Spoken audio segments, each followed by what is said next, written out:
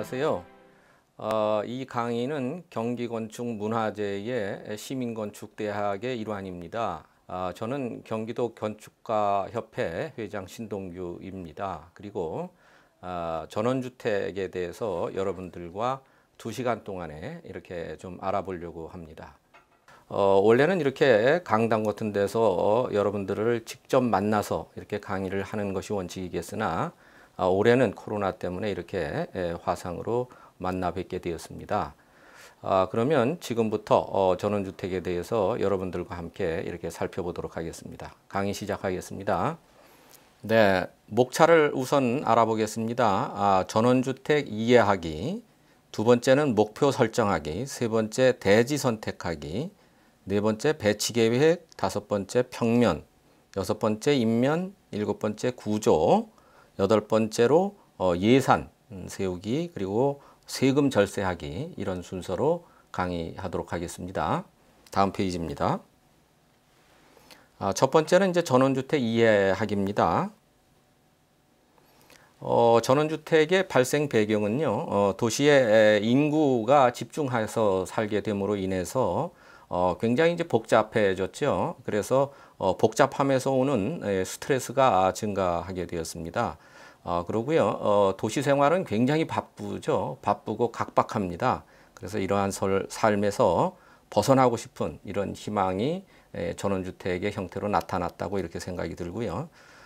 대부분 또 요즘에 이제 도시에서 살고 계시는 분들은 대부분 한 70% 정도가 공동주택에 살고 있습니다. 여러분 알다시피 공동주택은 다 획일화된 이런 그 주택 형태를 보이고 있지 않습니까? 그리고 정원도 없고요.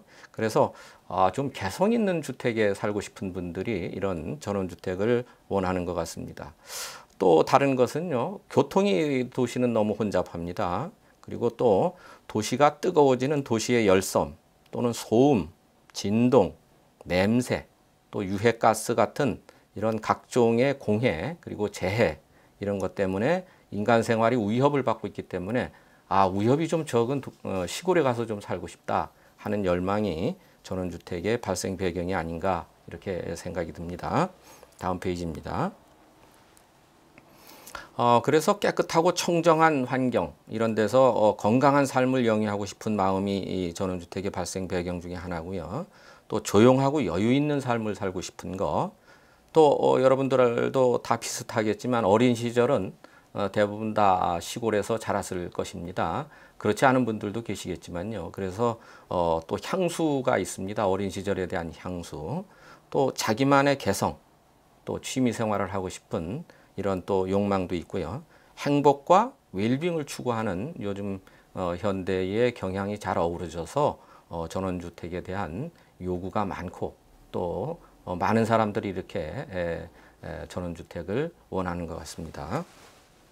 네, 전원주택 하면 제가 늘 쓰는 그 우스갯소리입니다. 전원주가 사는 집이다 이렇게 하는데요. 그래서 전원주 씨께서 이렇게 재미있게 표현한 게 있습니다. 여러분 함께 들어보시죠. 네, 주민 여러분 반갑습니다. 저는 원주 전원주입니다.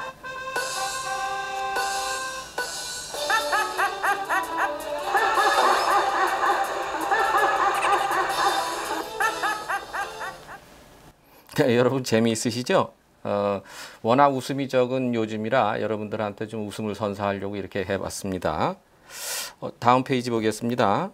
그래서요, 전원주택의 정의를 보면 주로 도시 외곽에 위치하고요, 시골의 자연의 모습이 유지된 지역이고 또는 그 수요자 사시는 분들은 주로 도시 생활자 그리고 은퇴하신 분들 도시에 살다가 그리고 이제 형태는 공동주택이 아니고 아파트가 아니고 단독주택의 형태고요. 주로 이제 충분한 녹지 공간이 있고 마당이 있다는 말씀이죠. 또 주위 환경이 자연하고 이렇게 잘 접촉될 수 있는 이런 환경이 있고요. 요즘에는 또 이 전원주택도 여러분들이 모여 사시는 동호인 주택이라든지 취미 주택이라든지 이런 방향으로 발전이 되고 있는 것 같습니다. 다음 페이지입니다. 전원주택이 늘 좋은 것만은 아닌데요. 단점도 이렇게 있습니다. 단점 중에는요, 교통과 상하수도, 통신 같은 기반 시설이 부족하다는 거, 그 다음에 이제 교육, 의료, 문화, 쇼핑 이런 혜택을 받기 어렵다. 혜택을 받더라도 좀 거리가 먼 거죠. 그 다음에 이제 단독주택은 공동주택과 다른 점이 유지 관리를 주인이 직접 해야 된다는 이런 단점이 있습니다. 또 난방비가 비교적 많이 들어서 좀 어렵고요. 또 원주민들, 원래부터 사시는 분들하고 불화가 있거나 또 잘 소통이 안 될 경우에 이런 단절감을 또 느낄 수가 있고요. 또 어떤 분들은 시골 냄새를 참 좋아하지만 또 그 거름 냄새, 똥 냄새 이런 것들을 싫어하는 분들이 있죠. 또 해충들, 모기 같은 거 이런 것들도 또 있습니다. 그 다음에 잡초, 거미줄 이런 것들도 또 직접 제거해야 됩니다. 뭐 또 이런 것들이 쉽게 생각하시는 분들도 있지만 저는 주말 농장을 하고 있는데 일주일만 잡초를 제거하지 않아도 그 다음 주에 가면 굉장히 어려운 이런 것들이 있습니다. 그러니까 일주일에 한 번 정도 이 잡초를 제거해야 된다는 수고스러움이 있는 거죠. 그 다음에 이제 방법, 도둑 같은 거를 비교적 이제 도둑이 들어오려고 마음을 먹으면 들어올 때가 하도 많으니까요. 그런 거의 문제. 또 문제 중에 하나가 나중에 팔 때 아파트처럼 잘 팔리지 않습니다. 그래서 2, 3년간 잘 팔리지 않아서 환김성이 부족한 이런 문제가 있습니다. 그리고 이제 직업의 기회가 적고요. 출퇴근 거리가 또 멀 수가 있고 도시에 접근하기가 어려운 거. 또 이제 급한 병이 생겼을 때에 병원까지 거리가 멀기 때문에 그런 것들도 또 어려움을 호소하시는 분들이 많이 있습니다. 또 의외로요, 외로움을 또 못 견디시는 분도 있고요. 시골 생활이 좀 따분하다고 느끼시는 분들도 있습니다. 그래서 이렇게 외로움, 따분함 이런 것들도 또 전원주택의 단점 중에 하나입니다. 두 번째는 전원주택의 목표 및 방향 정하기를 알아보겠습니다. 전원주택의 건축 과정을 먼저 얘기를 해보죠. 첫 번째는 이제 기획 단계고요. 기획은 건축하시는 분이, 그러니까 건물을 지으실 분이 땅을 장만하거나 또는 자금 계획을 세우거나 규모를 정하거나 언제 짓는다고 시기를 결정하거나 시공자와 설계자를 선택하는 거, 이런 단계를 기획이라고 합니다. 두 번째는 이제 건축 설계하시는 분들이 주로 하시는 건데 건축가가 기본 계획하는 거죠. 계획 도면이라고 하는데요. 계획을 한 다음에 건축주와 잘 협의를 해서 거기에서 잘 서로 의견이 맞으면 실시 설계하는 단계로 이렇게 넘어갑니다. 이 실시 설계 단계에서 시방서도 쓰고요. 돈이 얼마나 들어갔는지 견적도 내보고 인허가를 처리하고 이렇게 하는 단계를 거칩니다. 그 다음에 이제 설계가 인허가가 나면 시공을 하게 되겠죠. 여기 이제 시공 건설업자가 주로 시공을 하는데요. 소규모의 건물은 주로 이제 시골에 계시는 어느 정도 자격이 없으신 분들도 이렇게 시공하는 경우가 많이 있습니다. 그래서 시공자도 잘 선택을 해야 될 것 같습니다.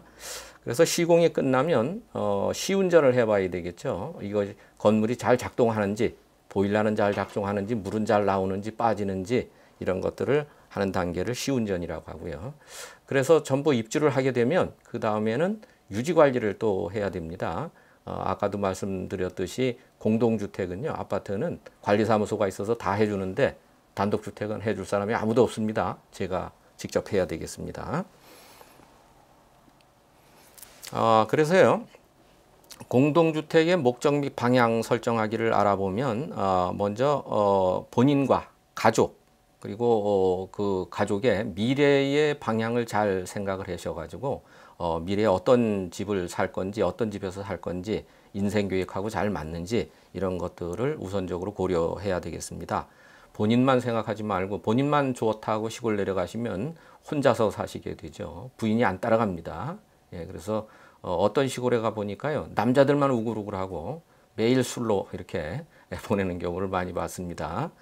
그 다음에 이제 주말 주택인지 주말에만 갈 건지 농사를 지을 건지 또는 뭐 고향으로 돌아갈 건지 이런 것들에 대한 명확한 이런 구분이 있어야 되겠습니다.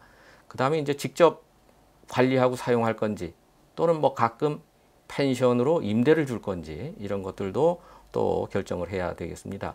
요즘에는 이제 지어놓고요, 펜션으로 이렇게 주말에 다른 사람한테 빌려주어서 거기에서 어느 정도의 수입을 얻는 이런 분들도 굉장히 많이 있습니다.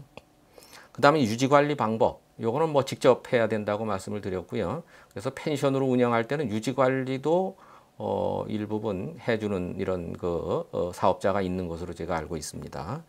그다음에 본인의 이제 경제 수준을 고려해서 적정한 투자를 해야 되겠죠. 저는 자기의 재산, 자기 재산의 최대한 30%를 넘지 않았으면 좋겠다 그런 생각을 합니다. 왜냐하면 세컨하우스니까요. 본인의 집이 시골에 도시에 있고 또 하나를 장만하는 개념이기 때문에 물론 이제 다 이주할 수도 있겠죠, 나중에.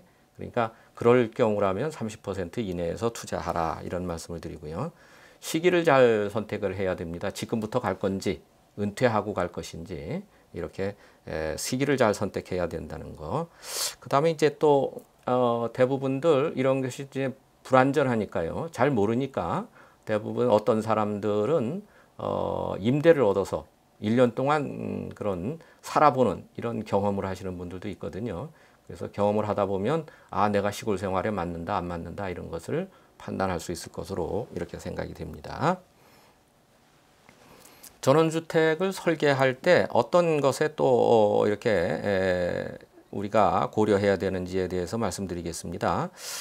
우선 현대 생활은요, 과거처럼 이게 돈을 막 추구하거나 그러는 것이 아니고 생활의 쾌적함, 그러니까 그 안에서 삶으로 인해서 행복한 삶을 다 추구하는 경향이 있기 때문에 뭐 너무 춥거나 너무 덥거나 생활에 불편하면 안 되겠죠. 그 다음에 가사노동, 또 여자들이 이렇게 가사 활동이 굉장히 많지 않습니까? 그래서 가사노동을 줄여주는 이런 기능과 설비가 필요하다고 생각이 들고요. 또 우리가 손님을 받으려고 또 전원주택 이렇게 크게 지으시는 분들이 많이 있습니다. 그래서 손님은 절대로 고려하시면 안 됩니다. 손님 처음에 한두 번은 좋은데요. 계속 오게 되면 손님 접대하다가 이거 허리 부러진다는 얘기 많이 나오니까요. 손님 고려하지 마시고 손님 오시면 거실에서 주무시면 됩니다.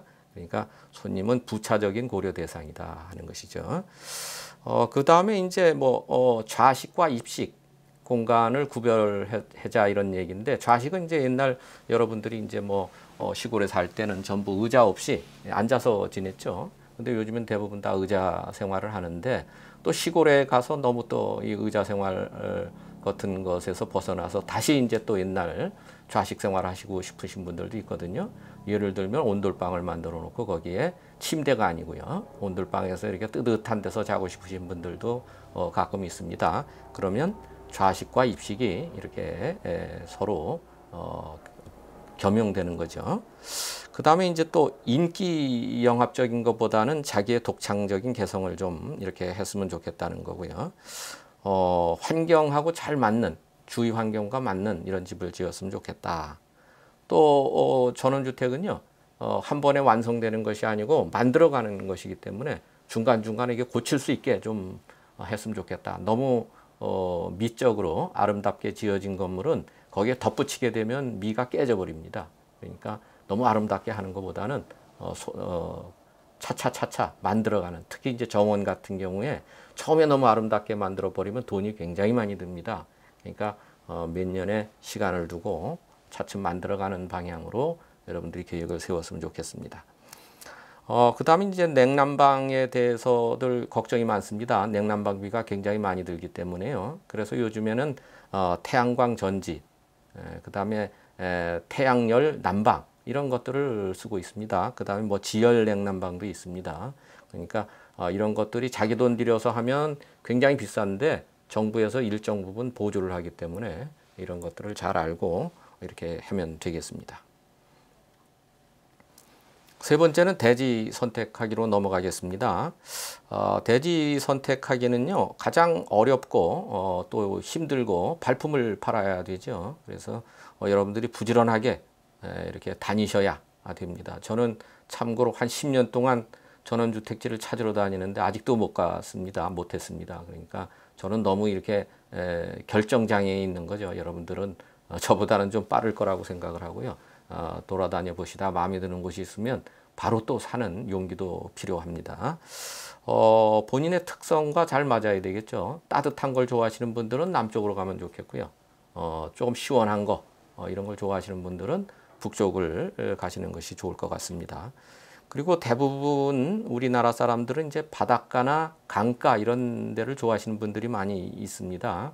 그런데 의외로 또 바닷가, 강가는 나쁜 점도 또 같이 있습니다. 습도가 높다든지 또 비바람이 불 때 굉장히 또 위험하다든지 이런 것들이 있기 때문에 그런 것들도 고려해야 될 것 같고요. 방향, 우리나라 사람들 남향을 좋아하죠. 그런데 워낙 요즘 기온이 올라가다 보니까 또 북향도 요즘에 또 좋아하시는 분들이 있습니다. 또 햇빛이 잘 드는 곳이어야 되는 것은 또 말할 나위가 없습니다. 햇빛이 잘 들어야 여러분이 또 이렇게 채소 같은 것을 잘 키워서 먹을 수가 있겠습니다. 그 다음에 이제 자연 환경이 양호한 곳, 주변에 공장이라든지 축사, 특별히 축사 같은 건 없었으면 좋겠죠. 또 뭐 큰 고압선 같은 거, 절개지 이런 것들은 없었으면 좋겠습니다. 그 다음에 이제 뭐 교통 같은 것이 좋은 거는 뭐 더 말할 나위가 없고요. 그 다음에 학교 보낼 학생이 있으면 학군 같은 것들도 해야 되고요. 지역이 가지고 있는 이미지 같은 것들도 있습니다. 왜냐하면 나중에 팔 때를 생각을 해서 사람들이 좋아하는 그런 지역이래야 될 것 같죠. 그 다음에 이제 도시계획적인 조건인데 이건 또 매우 어렵습니다. 전원주택이 허가가 나는 지역이 있고 허가가 나지 않는 지역이 있습니다. 여러분들은 이제 시골에 가시면 관리지역이라고 있습니다. 그래서 관리지역을 사시면 전원주택을 짓는데 문제가 없고요. 농림지역 이런 거 사시면 전원주택 못 짓습니다. 그러니까 농림지역은 사시면 안 되겠습니다. 이번 슬라이드는요, 토지의 여건, 땅이 처한 이런 상태에 대해서 한번 알아보려고 합니다. 집 짓기에 유리한 형상을 가진 땅이 좋겠죠. 너무 좁은 땅은요, 집 짓기에 불편합니다. 그러니까 최소한 폭이 약 15m 이상은 돼야 될 것 같습니다. 그래서 너무 좁고 긴 땅 이런 것들은 버리는 이런 토지가 많아집니다. 그리고 우리는 이제 대체적으로 너무 이렇게 급한 경사지나 또 이렇게 굴곡진 곳, 낭떠러지기 이런 땅은 피하는 게 좋을 것 같고요. 그럼에도 불구하고 또 완전한 평지는 재미가 없습니다. 그러니까 적정한 경사, 그러니까 남쪽으로 약간의 그 1m 이내에 고저차가 있는 것을 좋은 땅으로 이렇게 보고 있습니다. 그 다음에 이제 땅의 크기는요, 200평에서 약 400평 정도가 적정한 것으로 이렇게 생각이 듭니다. 200평 정도 되어야 정원을 만들 수 있고요. 그 다음에 이제 또 너무 크게 되면요, 여러분들이 나중에 땅을 형질 변경이라고 하는데 땅을 그러니까 지금 전답에서 밭이나 논에서 집을 짓는 땅으로 바꾸는 걸 형질 변경이라고 하고요. 이 바꿀 때 돈이 세금이 들어갑니다. 그래서 너무 많은 면적을 바꾸기는 어렵고요. 약 200평 정도에서 200평 미만에서 바꿀 수가 있습니다. 물론 크게도 바꿀 수 있지만 그럴 경우에 또 소비세가 재산세가 더 많이 이렇게 물게 되는 경우가 있으니까요. 그래서 대지로의 전환은 200평으로 이렇게 보고 여러분들이 계획을 세웠으면 좋겠습니다. 그 다음에 이제 도로가 있는 것이 아주 중요합니다. 도로가 없으면 집을 지을 수가 없겠죠. 그래서 반드시 도로가 있어야 되는 것이고요. 도로에 대해서는 조금 후에 더 자세하게 말씀드리도록 하겠습니다. 그 다음에 중요한 것이 전기죠. 전기 안 들어오면 또 뭐 생활을 할 수가 없으니까요. 그 다음에 이제 상수도, 하수도 이런 것들이 있고요. 그 다음에 가스, 통신, TV 이런 것들이 있는데 다른 것들은 뭐 없어도 상관이 없겠습니다만 이런 그 도로하고 전기는 반드시 있어야 됩니다. 그 다음에 물은 이제 지하수를 퍼도 되는 거고요. 하수가 없는 경우에 그 하수가 없는 경우에는 여러분들이 정화조를 묻어서 이렇게 하면 될 것 같습니다. 아까도 말씀드렸듯이 물가를 여러분들이 좋아하는 경우가 많은데요. 지난번에 태풍이 불었을 때도 해안가에 사시는 분들이 굉장히 불안감에 떨었던 적이 많거든요. 또 빨래가 잘 마르지 않는다든지 신경통을 앓는 분들은 또 그 통증이 심하다든지 뭐 이런 경우가 많이 있습니다. 그러니까 너무 물가를 이렇게 좋아하는 것도 우리가 지양해야 됩니다. 또 산에 바로 접한 경우에는 비가 많이 오게 되면 여름철에 산사태가 날 우려가 많겠죠. 그래서 이것도 또 여러분들이 피해야 되는 장소 중에 하나입니다. 그래서요, 대지를 선택할 때의 물리적인 조건은 햇빛이 잘 드는 곳, 바람이 잘 통하는 곳, 전망이 좋고 공기가 신선한 곳, 또 집안이 이렇게 매운 땅이나 이런 것들은 나중에 침하될 우려가 있기 때문에 집안이 견고하고 물빠짐이 좋은 곳, 조용하고 양호한 환경이 있는 곳, 그 다음에 대지의 형상은 네모, 직사각형이나 이렇게 정사각형에 가까운 이런 것들도 좋고요. 또 그런데 저희들이 이제 설계를 해보면 너무 네모난 땅은 재미가 없습니다. 울망졸망한 땅이 건물의 형태도 또 울망졸망하게 이렇게 잘 만들어지니까요. 그런 경우도 있다는 것을 여러분들이 알아두었으면 좋겠고요. 또 북쪽이 조금 높고 남쪽이 낮은 남쪽으로 이렇게 경사가 진 이런 땅이 물빠짐도 좋고 햇빛도 잘 듭니다. 그러니까 북쪽으로 경사가 진 이런 땅들은 조금 좋지 않다는 얘기죠. 다음 페이지 넘어가겠습니다. 그 다음에 이제 대지를 선택할 때의 사회적 조건, 이거는 교통이 편리한 거, 통근거리가 적당한 거, 도시 기반 시설이 있는 거, 학교, 의료, 도서관 이런 것들이 있는 거, 또 시장이 가까워야 되겠죠. 아무래도 뭐 먹고 살려면 채소도 사야 되고 쌀도 사야 되고 이러니까요. 또 공해가 없는 곳, 그 다음에 이제 법규적 조건에 적합한 곳, 아까 말씀드렸습니다. 진입도로 확보 문제를 한번 말씀드려 보겠습니다. 진입도로가 있는 경우, 지적상의 도로가 있는 경우는 뭐 문제가 없습니다. 그런데 지적상의 도로가 없더라도 현황도로가 있으면 지적도를 여러분이 떼어봐서 도자라고 도가 붙어 있지 않는 땅이라 하더라도 현재는 이제 현황도로가 있는 경우가 굉장히 많습니다. 특히 시골은 그렇습니다. 그럴 경우에 담당 공무원, 건축 담당 공무원이 판단해서 이건 허가를 내줘도 되겠다고 판단이 되면 허가가 되는 경우도 굉장히 많이 있습니다. 그러니까 지금 일반적으로 많은 사람들이 그 도로를 쓰고 있는 현황도로인 경우에는 도로로 인정을 받겠죠. 또 하나는요, 국공유지, 대부분 하천은 국공유지로 되어 있습니다. 그러니까 군이 소유하거나 시가 소유하거나 국가가 소유하고 있죠. 거기에 설치된 정부에서 포장한 도로, 이런 도로는 또 도로의 지목이 아니라도 도로로 인정을 합니다. 그러니까 그런 도로를 여러분들이 도로로 인정이 된다. 그래서 건축 행위를 할 수 있다. 이렇게 여러분들이 이해하면 되겠습니다. 그런데 개인이 개설한 도로도 있습니다. 눈으로 보면 엄연한 도로인데 실제로는 도로 지목도 아니고 개인이 임의적으로 해놓은 사도가 있는데 이런 경우는 아주 예민하게 여러분들이 살펴봐야 됩니다. 허가가 안 나는 경우가 굉장히 많고요. 만약에 여러분들이 허가를 내려면 그 사람한테 사용승낙서라는 걸 얻어야 됩니다. 그런데 자기 땅인데 누가 사용승낙서를 무료로 해주겠습니까? 그러니까 여러분들이 그런 땅은 잘 살펴서 사야 되겠습니다. 살 때 사용승낙서를 받으면서 같이 사야 되겠습니다. 네, 개인이 만든 도로는 인정받지 않는다는 말씀을 드렸고요. 또 지적도상에는 맹지라고 하는 건 도로가 없는 땅을 맹지라고 합니다. 그런데 그 주변에 공유수면과 접해 있는 경우, 그러니까 공유수면은 조금 전에 그 공유수면이라고 하는 건 하천을 얘기하는 거고 국어를 얘기하는 겁니다. 그러니까 하천부지나 국어부지는 대부분 시나 군에서 소유하고 있는 것이기 때문에 그런 경우에는 또 우리가 교량이나 이런 도로를 설치할 수가 있습니다. 그래서 그런 땅도 현재는 맹지지만 여러분들이 그 땅을 도로를 개설하거나 교량을 개설해서 진입도로를 만들면 그 땅의 값어치가 굉장히 올라가게 되죠.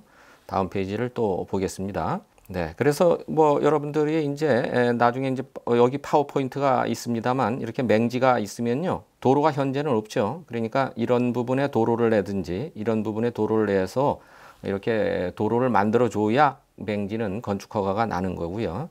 그런데 이렇게 현재 상태는 맹지라 하더라도 여러분들이 주변에서 땅을 잘 확보해서 진입도로를 만들 수 있다 이렇게 판단이 되면 그런 땅을 사게 되면 여러분들이 더 많은 이익을 얻을 수 있다 이런 거죠. 왜냐하면 맹지는 굉장히 쌉니다. 도로가 있는 땅보다 훨씬 낮게 평가되는 경우가 많이 있거든요. 그래서 싸게 사서 여러분들이 별도로 진입도로를 사게 되면 이렇게 부가가치가 높다라는 말씀입니다. 맹지에 도로를 내는 방법. 그래서 몇 가지를 뭐 말씀을 여기 저 슬라이드에는 넣었습니다만 굉장히 어렵습니다. 굉장히 어려운 얘기여서 이렇게 몇 가지만 얘기하겠습니다. 조금 전에 말씀드린 대로 토지 사용 승낙서, 다른 사람의 땅을 도로만큼 이렇게 사용 승낙을 받는 방법이 있고요. 그만큼을 사서 사서 또 도로를 내는 방법이 있습니다.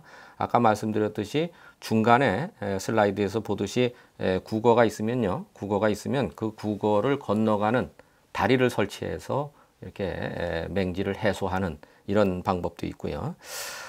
그 다음에 이제 우리가 관습상 도로라고 해서 오랫동안 도로는 아닌데 오랫동안 사람들이 옛날부터 다녔던 도로가 있습니다. 그런 것들은 관습상 도로이기 때문에 민법상 20년인가 이렇게 지나가게 되면요. 그것을 임의대로 땅 주인이 막을 수가 없습니다. 그래서 그런 땅들도 또 이렇게 집을 지을 수가 있습니다. 그래서 여러분들은 초보자라면 원칙적으로 맹지는 손을 안 대는 게 좋겠습니다. 그래서 조금 이제 초보자를 면하신 분들, 진입도로를 낼 수 있는 이런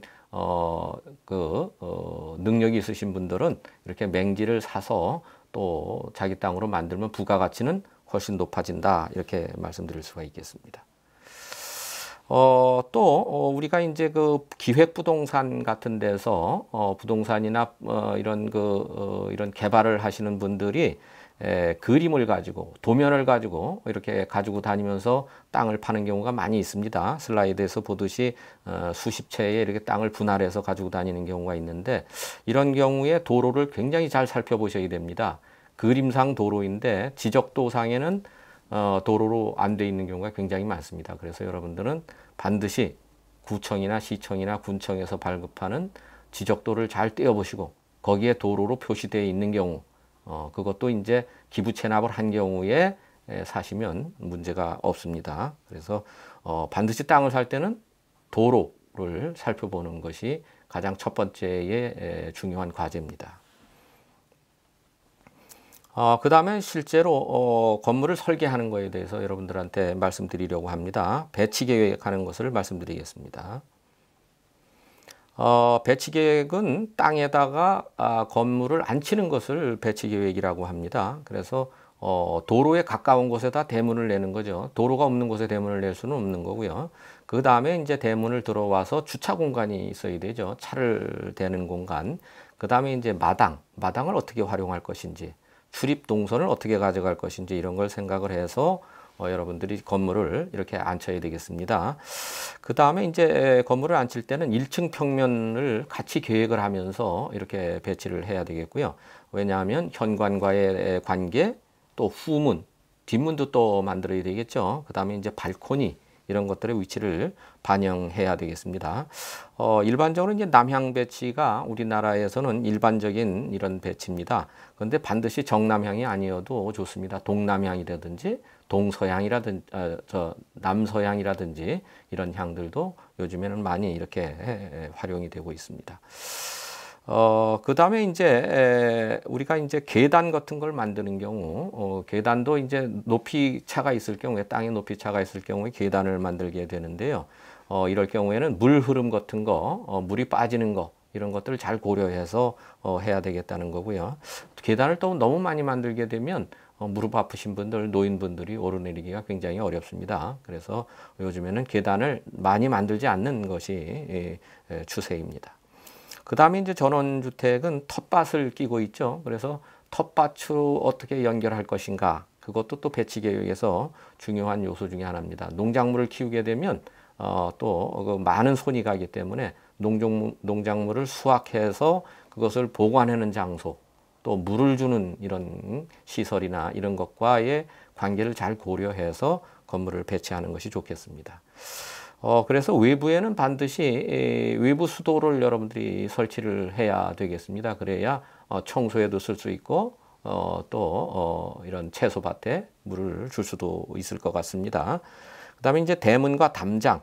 시골에는 이제 대문이 없는 경우도 많죠. 그래서 일반적으로 이제 생울타리 같은 쥐똥나무나 사철나무 같은 걸 심어서 울타리로 쓰는 경우도 있습니다.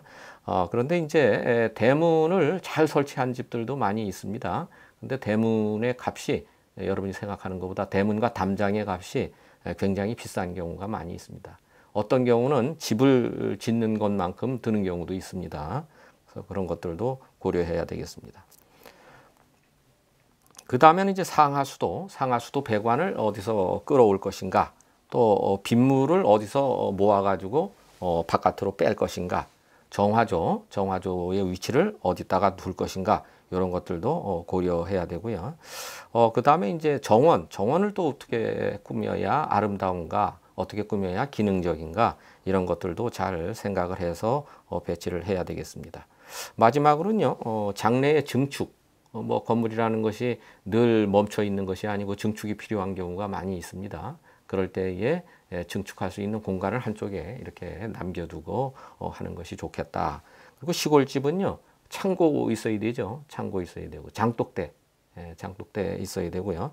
차고도 시골은 추우니까 눈비가 왔을 때 차를 보호할 수 있는 차고가 또 필요한 경우도 있습니다. 그래서 그런 것들도 같이 고려해야 되겠습니다. 여기 슬라이드에는 여러분들이 뭐 슬라이드를 같이 보실 겁니다. 그래서 여기 어떻게 배치하는 것이 좋은가 하는 것을 그림으로 몇 가지를 내놨고요. 주로 이제 직사각형 대지에 어떻게 배치하는 건가 이런 것들이 나와 있습니다. 주로 이제 대지의 북쪽에 건물을 이렇게 배치하고 남쪽으로 정원을 두는 이런 형태로 되어 있습니다. 만약에 남쪽 도로가 아니고 북쪽 도로인 경우에도 마찬가지로 도로면에 붙여서 건물을 배치하고요. 그 남쪽에다가 정원을 두어야 햇빛을 잘 받고요. 그 정원에 식물들이 잘 자라게 됩니다. 그 다음에 이제 동서 방향의 대지가 있을 경우에 남북에 도로가 있는 경우에도요. 도로에 주로 붙여서 건물을 배치하고요. 그 다음에 남는 방향에다가 이렇게 정원을 배치해야 되겠습니다. 반드시 이렇게 직사각형에만 우리가 직사각형 땅만 있는 것은 아니죠. 다음 사례를 보겠습니다. 이 땅은 제가 이제 분당에 설계한 집입니다만은 땅이 굉장히 이렇게 울멍줄멍한 이런 땅입니다. 그래서 이 땅에 한쪽에는 이렇게 카페를 두고요. 한쪽에 살림집을 둔 이런 집인데 이렇게 울멍줄멍한 집도 잘 활용을 하면 재미있는 건물을 지을 수가 있겠습니다.